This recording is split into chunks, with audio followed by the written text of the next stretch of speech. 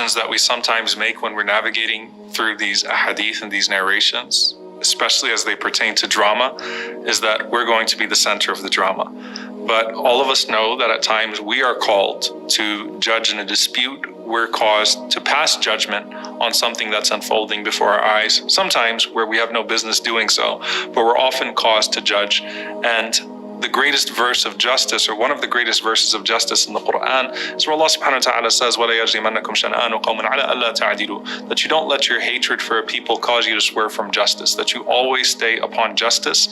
And that is a quality and trait that you will rarely find even amongst righteous people, that you naturally have a bias towards those that you love.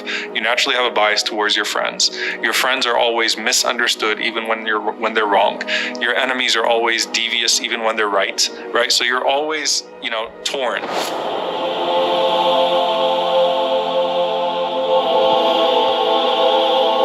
The Prophet ﷺ talked about the formal position, though, of being asked to judge in an affair, which comes with authority. And obviously there's the formal position of the qadi, the judge in a state, and then there is the arbitration or some sort of dispute that requires you to step in or where you're asked to step in. The Prophet ﷺ said that whoever forces themselves into a position of judgment, meaning a position of authority, will be entrusted to it, meaning they won't have any blessing from Allah subhanahu wa ta'ala. But when a person is asked to judge, and they judge righteously, the Prophet ﷺ said no person is asked to judge, and they're reluctant to do so because they fear doing wrong by someone, except that Allah subhanahu wa ta'ala sends an angel, فَسَدَّدَهُ, and Allah subhanahu wa ta'ala guides them aright, guides them to the truth. And there's a beautiful incident that took place with Umar ibn al-Khattab radiallahu anhu, who of course is known for his justice.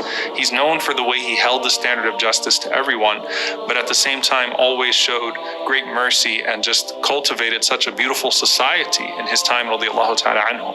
And that justice was shown even when it was Muslims and non-Muslims under Umar ibn al-Khattab radiallahu anhu. So Sa'id ibn Musayyib radiallahu anhu, he narrates, he said one time a Muslim and a Jew had a dispute under the authority of Umar ibn al-Khattab radiallahu anhu. And Umar ibn al-Khattab judged in favor of the Jew over the Muslim.